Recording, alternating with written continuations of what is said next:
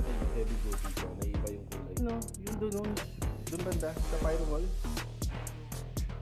Paglalaba ka or magpapalit, hirap na abutin. Mga Karos, good morning po. Ayan, good morning. Kamusta po tayong lahat? Ito, welcome back po muli dito sa aming channel.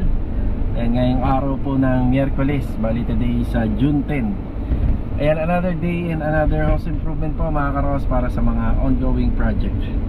Ayan, bali mga Karos, for today's video, ayan, pupunta po tayo ng Anyana Bel Air West project. Ayan, syempre pinakamahalaga po is yung pinaka-layout kapag naglalagay po tayo ng mga poste. Kasi dito nagkakaroon ng diferensya kapag nagkamali po ng paglatag ng mga poste, lalo na dito sa harapan ng bahay. At syempre mga Karos, project update na rin tayo dito sa Luminaw Space 3 project natin. At saka dadaan po tayo ng Garden Premier project. Mga Karos, samahan niyo po muli kami ngayong araw na to. Enjoy watching po, let's go. Tara. Ang sarap talaga sa pakiramdam na ikaw naman po yung angkas. Ayan, si Mrs. po yung nagda-drive. So tayo isa passenger seat ngayon. Tapos eto, papunta tayo kay Ma'am Melanie Hardware muna. Meron tayong bibili na pintura para sa Garden Premier project. Ayan. Tsaka kagandahan din po nito, syempre tuloy-tuloy yung skills and learning ni Mrs. sa pagdadrive. So pwede na pong pwede na pong bitawan. So wag lang maliligaw. Pwede nang pakawalan. Okay, bali mga Karos, ganito. Meron tayong mga nababasa na naman tungkol po dun sa mga nawawala at hindi na nakikita sa vlog. Yan, naiintindihan ko po kayo. So hindi rin naman po maganda kung mananahimik lang, no? Hindi rin naman maganda kasi may mga regular viewers tayo na laging nakasubaybay. Naunawaan ko po kayo kapag meron kayong hinahanap. Pero lagi ko pong ipapaliwanag sa inyo, wag nyo na pong alamin kung bakit, ano ang dahilan kung bakit wala rito. So hindi naman na natin i-detalyan lahat. Siyempre lahat ng nangyayari sa trabaho ay may pawang dahilan kung bakit nawawala. Ayun po. Pag maganda naman yung maganda naman po yung pagkaalis ng tao, paliwanag natin, detalyado, kagaya na naalala nyo yung welder natin na si JJ, diba? Paalam po sa atin ng maayos yun. So ito, onti lang, mabilisang paliwanag lang kasi hindi na po natin nilalahad-lahat at saka hindi na natin dinidetalya rito sa vlog. Bali ito mga Karos, habang nasa biyahe tayo, papunta tayo kila Ma'am Melanie Hardware. Ayan, bali si Master Jojo po nagpaalam po sa amin na magsosolon muna, mangungontrata. Kaso nga lang, sa loob kasi ng 1 week hindi na po natin siya walang paramdam, pero nag-message naman tayo sa kanya. Pero sa mga kagaya po kasi namin, understood na po kasi yun na kapag halimbawa yung isang manggagawa natin na mangungontrata na siya, ibig sabihin nun, understood na yun na talagang kailangan niya na mag-let go or let go na rin natin. Gawa ng mahahati po kasi sa dalawa yung kanyang focus sa trabaho.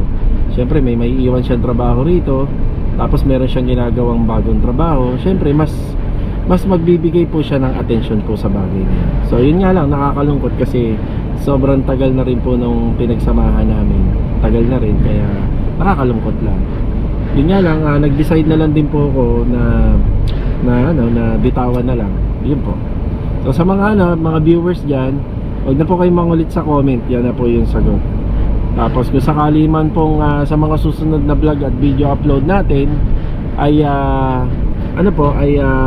may mga magtatanong, please sagutin nyo na lang po yung mga nila, yung mga tanong nila, kasi isang beses na lang po ako magpapaliwanag dito sa vlog. Ayan po. So biglaan po yung paalam niya, kaya syempre nakakalungkot lang. Yun lang po. Actually ayaw ko na talaga magpaliwanag tungkol sa mga taong nawawala. Ayan, di ba? Yan, hindi na ho tayo dapat natin ipaliwanag pa kasi dito sa trabaho na to, trabaho tayo, hindi naman po yung tao yung ginagawa nating artista rito sa vlog. So kung may mga naghahanap, yun, naiintindihan ko kayo. So ito, pangit naman kung mananahimik lang tayo dito sa channel na to kasi tayo yung may-ari. So ayun, sa mga naghahanap sa kanya, ayan, huwag niyo na pong hanapin kasi nagpaalam po siya na mangungontrata. Ayan, yun lang, di ba? Dito na tayo kay Ma'am Melanie Hardware.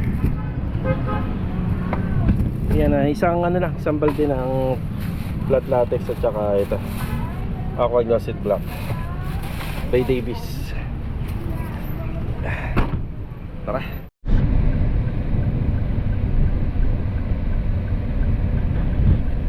Dito tayo sa Nahara. Yan, para dire-diretso tayo papunta ng Anyana. Kapag pasokan na ho kasi may, grabe na ang traffic. Iiwasan natin yung mga traffic.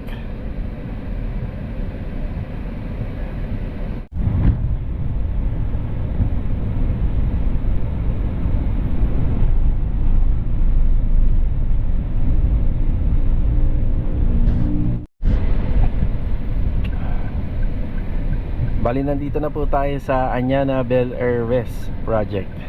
So yung project natin dito is isang Maxine model unit. Ayan.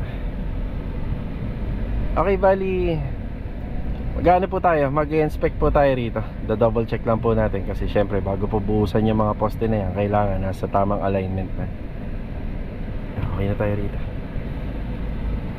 Iwan muna kita. Dito muna ako. Ali ang canopy, dolopis yun.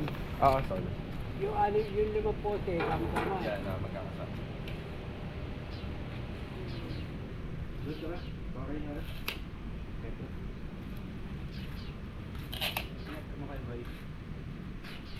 Wala pa man siguro yan, 3 meters lang. Buha na. Hindi siya, pinatakan namin. Wala sa talaga ako sa ano na talaga muhanig. Tapos ito, sila na ang natin.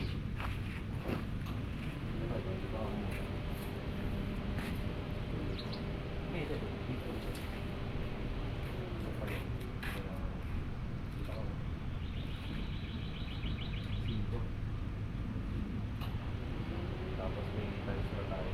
Tapos na may tiles pa.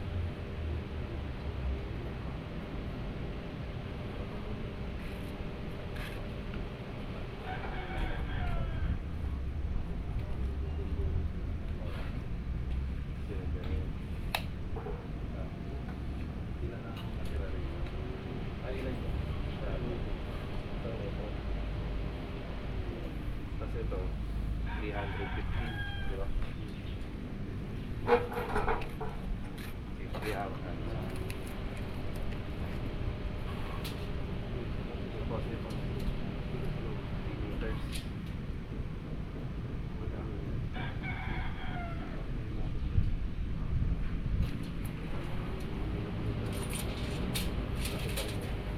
Tapos ito yan natin.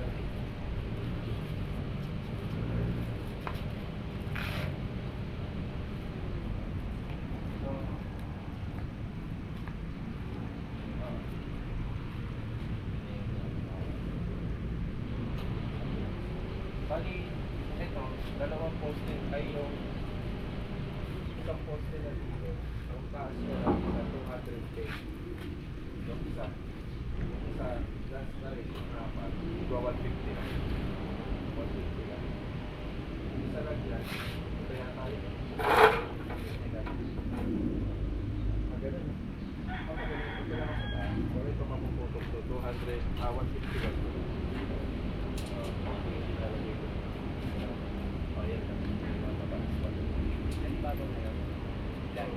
Kasama na yung ibabaw, 200.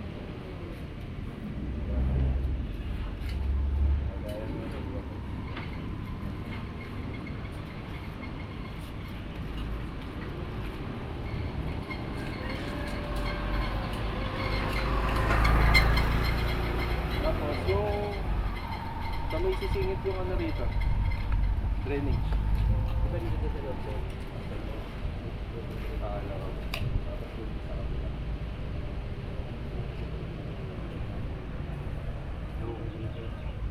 Bukay na saan kasi nun?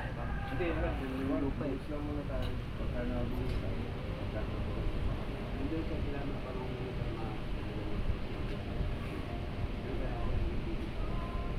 problema na ako. Takot pa ng box. Nasikip na na. Pakakot kaya? Para nasikip. Okay mga karos, magandang umaga po kila client owner. Yan, good morning. Nandito na tayo sa Annabel Air West Project. Good morning din sa mga kasama natin. Yan, okay na po yung alignment ng ating mga poste.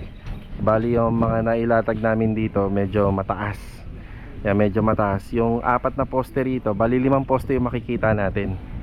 Yan, merong isa rito, pangalawa, pangatlo, pang-4, pang-5. Yan, bali ang pinaka minimum height requirement lang po rito sa renovation sa Anyana, 150 cm lang po yung harapan ng bahay. Yung parang ganun na. Yung parang ganun lang po. Tapos 200 meters, tapos 200 cm or 2 meters sa mga gilid sa mga bakod. Yun yung asintada. Ngayon maglalagay kami ng canopy fence dito sa may service entrance. Yan, may design siya na canopy. Bali ang pinakasukat lang na minimum na nisa 210 cm naman. So finish na po 'yan. Ngayon ang alignment isa okay naman na. Ayan na sa alignment na, bali dito pinauusog ko pa po ng 10 cm to. Pinapa-adjust ko pa papunta rito. Yan para ang finish nito maglalaro sa 290 yung opening niya. So 315 sana to yung luwag niyan. Kaso nga lang syempre maglalagay tayo ng poste rito at saka sa kabila. Yung pina-adjust ko na lang ng 10 cm. So itong makikita nyo banda rito, bali cladding po siya. Yung cladding kagaya ng ginawa namin sa Annabel Air West Project. So buong cladding yan, masintadahan yung gitna. Tapos dito service entrance kasi nag-usap kami ni client. So wag na lang daw po igitna, dapat nandito po yung service sa entrance. So wag na lang daw po igitna or itutok dun sa may main door. Yung main door kasi na yan, dati nandito yan sa gitna. Yung pinalipat dito sa gilid. And tapos magkakaroon kami ng isa pang poste rito. Siya nga pala, ito nga po pala yung mga inabutan naming pipelines. So sa water line, yan babaguhin naman namin to. Gagawin naming PPR pipe yan. Tapos itong tubo na to nanggaling dito sa harapan ng bahay. So dos aguas kasi itong bubong nitong Maxine unit. So ano po yan, catch basin. Yan papunta po rito.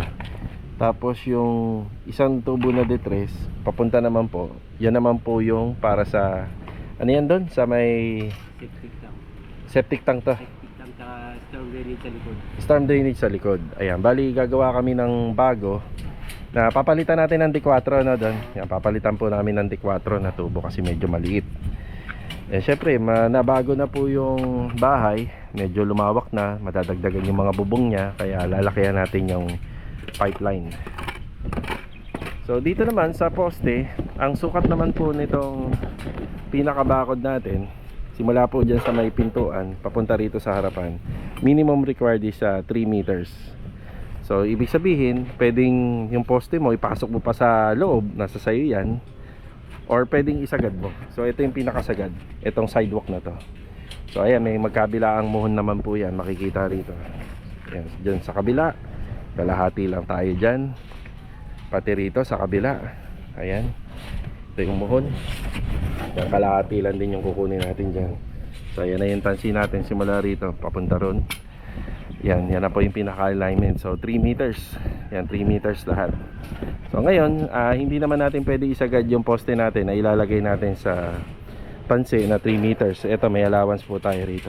So ang allowance namin dito is ano po rito, 5 to 6 cm kasi may buhos pa tong poste. Aside dun sa buhos ng poste, meron din po siyang plastering at maglalagay tayo ng tiles. Yan sa harapan niya. So ito yung update. Ayan, update. Tapos ang balak din po pala namin dito, yung lupa, balak namin ipahakot ngayon sa panambak para lumuwag-luwag. Doon, nasan pala yung mga bakal na dumating? Sa gilid. Nasa taas? Nasa taas. Okay, nasa taas. So ito, pinadagdagan na po natin to. Ayan, according sa napag-usapan namin. Gusto ko sana yan paabutin dito, kaso nga lang sisikip yung dadaan dito. Mahihirapan. Ayan yung palitada. Inayos na po rito.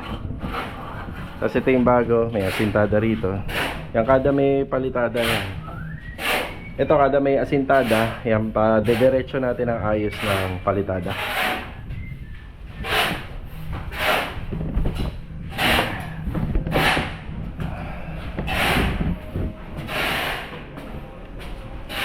Yan.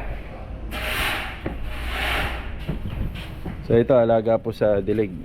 So ito nga pala, meron tayong materialis na pinadeliver dito kahapon. Ayan na yung mga tubular natin, 2x3 and 2x2 na gagamitin po natin dito sa roofing framing. Yan, magro-roofing framing po tayo rito. Siyempre may mga kasama yung mga consumable materials. Yan. So ito yung sa inaayos nila sa harapan ng bahay. So dun pa banda may hukay pa yan para dun sa ano naman, wall putting dun. Yan, tapos ito schedule for demolition yung ceiling. Yan, magigiba.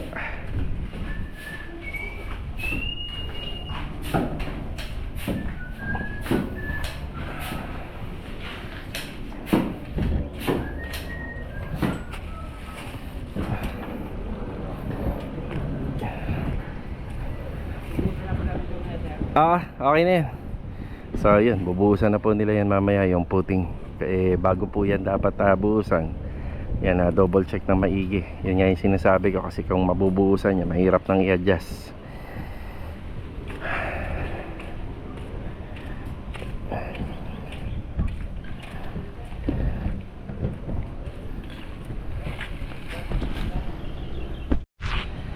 Ayan mga karos, okay na tayo rito sa Anyana Bel Air West Project.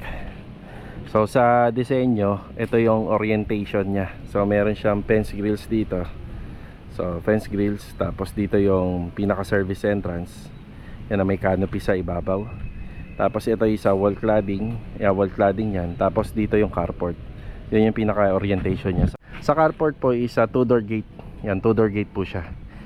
Tapos dito, ayan, i-adjust na lang po to ng mga nasa 10 cm papapunta rito. Medyo pa-iiksin natin ng konti yung cladding kasi medyo mas malaki po siya. Okay, bali ito yung isa sa pinakamahalaga dito sa harapan ng bahay. Kasi dito tinitingnan po yung kung may violation yan, kung lumagpas. Siyempre, may sinusukat po yan upon inspection kapag magbabawi tayo ng construction ban. So isa to sa mga dino-double check natin. Yan yung pinakamahalaga dito sa harapan ng bahay. Yan po yung dina-double check, yung paglalatag po ng mga poste. Ganun din naman po yung ginawa dun sa likod, tsaka rito sa corner area. Medyo mas komplikado nga lang po to kasi kapag nagkamali tayo ng alignment ng mga poste dyan at nalagyan ng buhos, so ayun na po yun, mahirap na pong baguhin yun. So ito na muna yung update dito, isa sa mga mahalagang bagay na tututukan natin sa harapan ng bahay, lalo na kapag renovation dito sa may fence area, yung pagbabakod ng harapan ng bahay. Okay. Yan, meron tayo papasok na materials dito. Tapos kasama na yung hakot pa ng bako, yung howling. Yan, bali PVC pipe and electrical pipe para sa mga poste. Yan, naabangan po natin ng mga ilaw ta. Dana. Yan. Sige. Ayan, mauna na po tayo. Tapos didiretso tayo ng Tansa Garden Premier Project. Okay na. Nandito na tayo sa Garden Premier Project. Ayan, ang magandang araw po kila client owner at saka sa mga gumagawa po dito, mga kasama natin. Ang kinulang pa tayo ng aqua glossite black. So ito, alalay lang muna, pero sa mga susunod malamang magpapabili pa po yung tropa rito. Ayan na.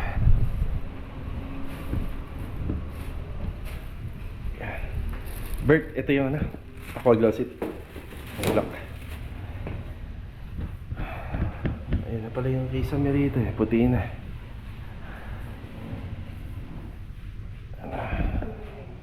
Nasa ka na? Nasa taas.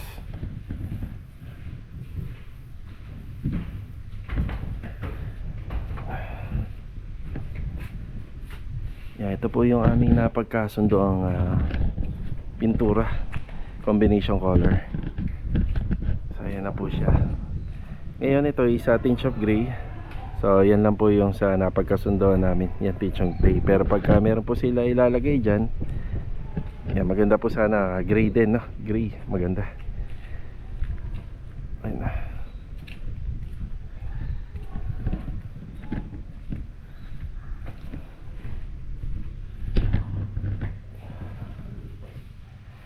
Yan, sa kisame naman, lahat naman flat white lang. Yan, kasi yung flat, ano po siya, magaling po siya magtago ng imperfection po. Yan, mga lubak-lubak, bako-bako, hindi po masyadong kita. Kaya sa ceiling, yan, flat white lang po talaga.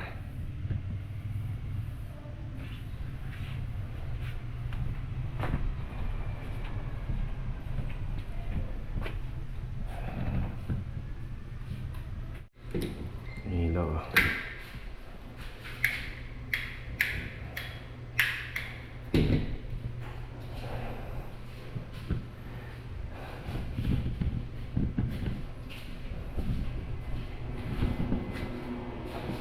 Patapos na to.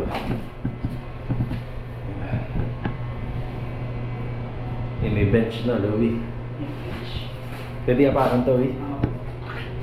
Ayan. Malaki kasi yung ano rito, toilet and bathroom na yun. Malaki, malawak. Uwan. Pwede ka tumapay dito, Louie, na habang i-shower, nakatutok sa'yo. No? Kaya makakatutok yung shower sa'yo dito. Yan, sakto lang, Louie, na. Dalawang katao, pwede umupo rito, magkatabi. Ayan, oh, may space pa. Yan, diba? Tapos, ito, may sukala. Yung ano na to, yung laki ng TNB dito, pwede nang ano kwarto, no? Malaki pa sa kwarto.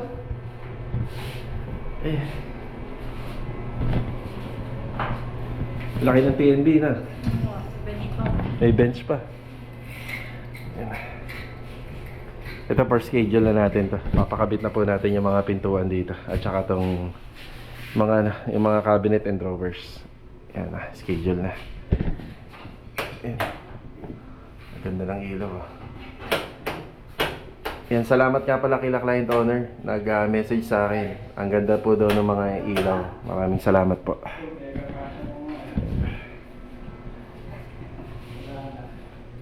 Ilaw.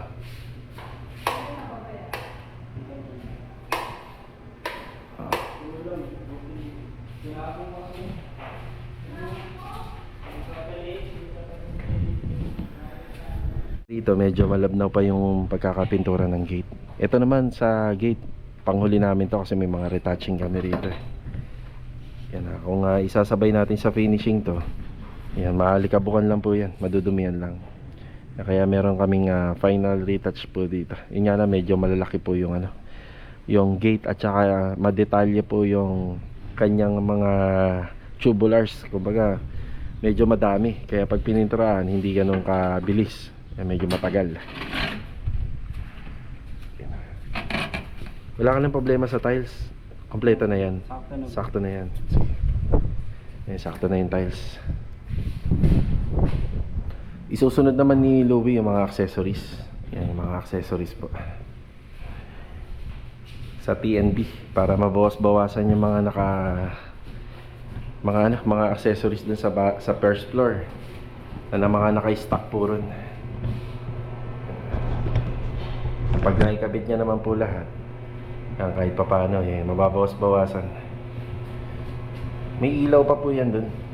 May ilaw pa. Kabel na lang natin. Okay mga karos, okay na tayo rito sa Garden Premier Project.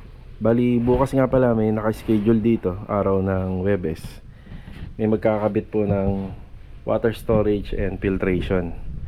Yan, bali, sinabihan ko na lang sila na linisin na to, tapos applyan na ng tile grout. Yan na, applyan na ng tile grout, then lilinisin na. Tapos ito naman, konting retouching na lang, then applyan na lang po ng acrylic emulsion. Yung mga pader dito sa labas.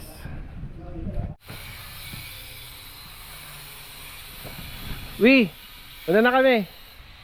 Una na kami. Okay. Ayan mga karos, tayo naman po yung driver ngayon. Yan, si Mrs. Ayan, nakakatapos lang po natin mananghalian. Ayan, shoutout nga pala kay Sir Jojo Aragones. Yan, nakita kami kanina after break time dito sa Garden Premier Project. Yan, meron po silang sinukatan po ron para sa aircon installation. Abangan natin. First time po na magkakaroon kami sa project ng isang installation ng aircon na naka floor stand. Yan, hindi na rin ako makapaghintay. Yan, na-excite ako kung ano yung kakalabasan. Siya nga pala mga karohos, papunta tayo ngayon ng Wilcon, ANS Lamps at saka dito sa OBC. Meron tayong mga bibilin na materyales para po rito sa project natin sa phase 3. Yan, let's go. Ganda ng weather, oh. Yan, sakto lang, hindi masyadong mainit. Tara.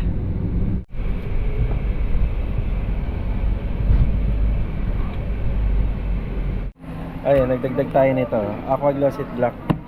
Bumili na tayo nito na nakaraan. Kasi ito yung pang UV board.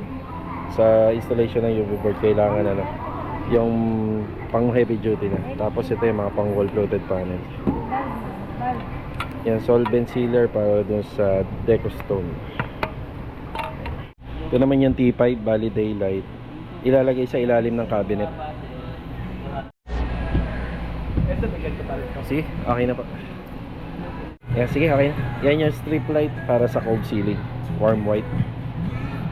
Okay na tayo rito sa OBC. Ang purchase natin dito 6,899. Pero dadaan pa rin po tayo rito sa ANS kasi yung isang T5 na ilalagay natin sa ilalim ng bar counter at saka yung pin light, cabinet pin light, doon po natin bibilhin. Yan, okay na tayo rito. Hindi na yata tayo dadaan ng Wilcon kasi nabili po natin dito yung dapat natin bilhin. Bali, nandito naman tayo sa ANS. Ayan, bali, ito yung binili natin, dalawa nito, cabinet pin light. Mga karos, naghahanap naman ako ng neon light. Maganda rin po yun, medyo mas matrabaho nga lang po yung ikabit compare dito. Tapos itong T5 bulb light na nasa 1 meter. Yan, nabili na rin natin. Okay na. Bali, kung paano ikakabit yung strip light, kailangan natin ng adhesive tape. Yan, saka na lang natin bibiling kung kinakailangan na. So, ito purchase natin, 788. 130 pieces, no? Apa. Salamat, te, ha. Okay, binalikan po natin yung mga tornilyo. Thank you po, te. Salamat po. So, para makompleto na yung installation ng PVC solid plank sa gate sa project sa phase 3. Yan, dito po yan, ha, sa Rubicon Gels Bolt and Nuts sa may General Trias. Bali mga karawas, nandito na tayo sa project natin dito sa Lumina Homes Phase 3. Yan, araw-araw tayo syempre may update dito. Gawa nga ng laging pinanonood to ng may-ari. So ito yung mga bago. So ayan, nabilang ko na po ng air vent yan. Yung air vents na yan size 3. So sakto-sakto dun sa sukat po ng PVC pipe. Yan, D3. Yan, para mas maganda kaysa doon sa tubo na nakalawit lang. Yan, dito naman po sa gate, unti-unti na po na ikakabit ng installer natin. Ayan. So kasama po yan. Siya nga pala mga karohouse, mapapansin nyo, ilan sa mga kliyente namin na ginagawa namin ngayon, kumuha po sila ng idea doon sa mga nagawa namin. Kaya kung ano po yung nakita nila doon sa gawa namin, yun din po yung gusto nila. Yan, naka PVC solid planks. Hanggang dito po yan. Yung saktong-sakto may kakabit na po natin yan bukas lahat. Gawa ng meron na tayong stainless screw. Tapos ito, additional na naman na Aqua Glossy. Master din to, pangalawa na to, no?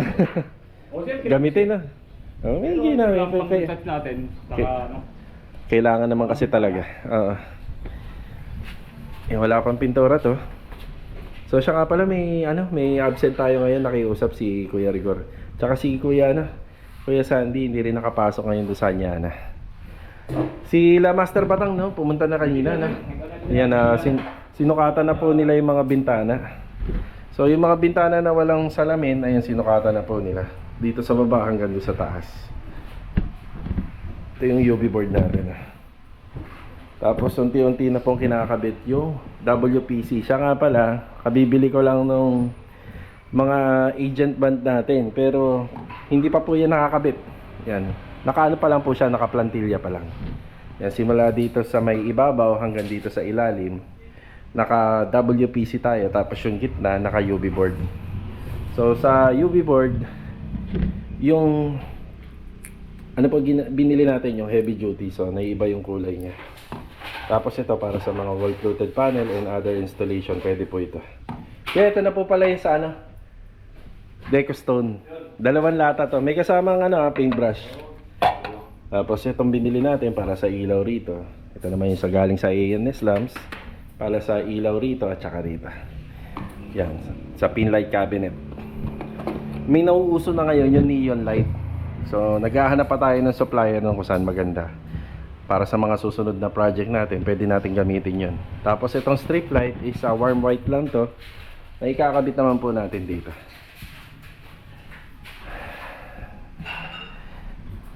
Kuya, black.